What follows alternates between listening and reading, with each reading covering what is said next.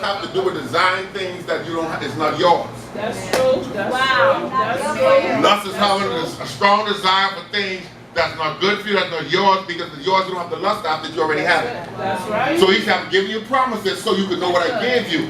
So if I gave your sister something else, you don't lust after that. That's true. Yeah, that's good. And if you don't lust after what belongs to other people, then you begin to take on my nature, which is the nature of faith. I'm preaching to you.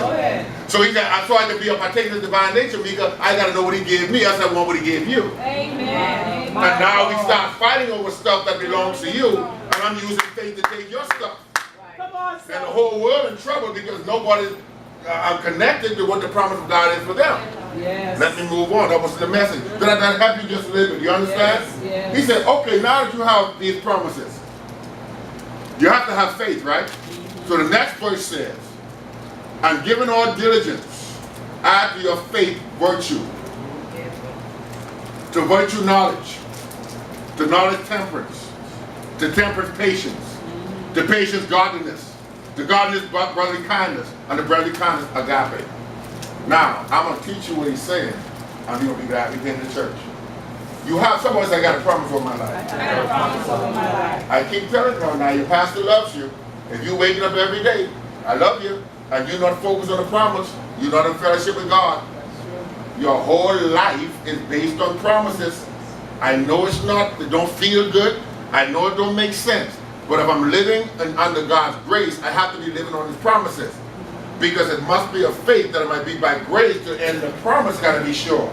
So if I'm not focused on a promise every day, I encourage you, I'm going to keep telling you, if you're not talking to the Holy Ghost about a promise every day, there's something wrong with your relationship. I love you, but God will give it you based on promises. When you go to pray, he wants you to talk to him about a promise. If you're praying outside of a promise, you're praying amiss. That's right. Amen. That you may be able to consume it upon your lust, because you're not asking based on what he said. You asking based on what somebody else have and what you think you want. Come on, sir. And he said, if you ask anything according to my will, then I will hear you. So if you're asking outside of my will, I love you, but I can't answer. Come on, sir. So now we got a problem, because you asking me for something that somebody else has. Come on now. And now you're asking to miss because you want to consume it on your lust. You only want it because they got it. Amen. Amen. Make it plain. Make it plain. What will happen if everybody just be content, like Paul told Timothy, with the things that you have? That you have bread and water, because you didn't bring nothing in this world, you're not going to take nothing out. It's funny how people fight over things they got to leave here anyway. Come on, right there. I don't understand that about the human being. We'll kill you about something that somebody else going to use. Come on, sir. We'll fight over something that when we leave it right here. Y'all ain't saying that for somebody else to leave. All of that is lustful behaviors and attitudes. It is greed, because that's all it is. It's greed.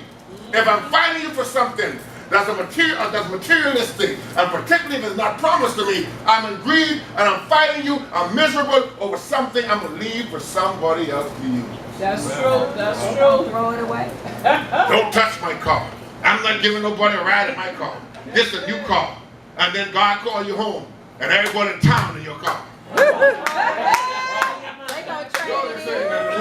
The same car that you stress yourself over, have a heart attack because you're trying to protect your car. And then you leave your children, got their boyfriend and their boyfriend mama and all their cousins riding your car. That's true. That's true. They trade That's it in. true. Let me get back to the message here. Can you close here? Yes. If I'm helping here, say amen. Give yourself a break. I'm trying to deal with my wife and the people close. Give yourself a break. Relax. Be at peace. Amen. All that material stuff, why be under pressure for something you can't carry with you? That's true. That's good. And then, well, you act like you don't care. I don't care. I care about me. Amen. I don't care that much about stuff that I'm going to fight with somebody about it. Amen. You only talking about me. Because I'm mature beyond that. I used to do that, Helen. But if I got to fight with you on $50, here, take it. Yeah. Amen. You all ain't saying nothing here. I'll give you an extra 100 if you need it. Because I need to, listen, I need to win. Because if God called you tomorrow with them $50, I'm going to come take them right back. Somebody say, or you can give them to somebody else. Oh, Jesus. What? Listen, I'm on a mission to get people to get this place where we would rest. Yes, right there. And see, when you rest, Pastor Glover, things have no importance. That's true. My Lord. If you have it, you have it. If you don't, you don't. That's true. Y'all ain't saying nothing to me. That's And you don't care what nobody think about it. Come on now. Can I testify here? Yes. So the person having the biggest house on the block and living in a much smaller house right now, and I don't care what nobody thinks. Amen. Amen. The house didn't bring me happiness. The house didn't bring me contentment. All it did was bring me bills. Amen. Big bills. So did. Now I got to be under pressure paying for something I'm not enjoying. Come on. Y'all ain't saying nothing. I'm going to get back to I'm trying to get somebody to live it. Be okay with you. Amen. Don't let things define you. Come on. If people can only accept you based on what you have, that's the wrong crowd, baby. Oh, glory to God, I'm preaching good. Oh, I got to drive this kind of car. I drive some main car wherever I go. And I'm good with it. Amen. Talk about it if you want. It's a nice car. I love it. If you want to buy me one, please. Right over to the Navigator place. I like Lincolns. Amen. Black. Yeah. And leather inside. In the meantime, chill. Yeah. Yep. Because I'm not going to put myself under pressure to please you. Amen. Or death. Amen. I'm stopping to talk to somebody here this morning. I'm going to finish this here in 5 minutes, but some of us in here, we are under pressure because what they want us to do. Amen. And they're not helping you to do it. Man, stop and prophesy. If you have to be in a group based on their standards, that's the wrong group. Amen. Amen. Right there. Shanda.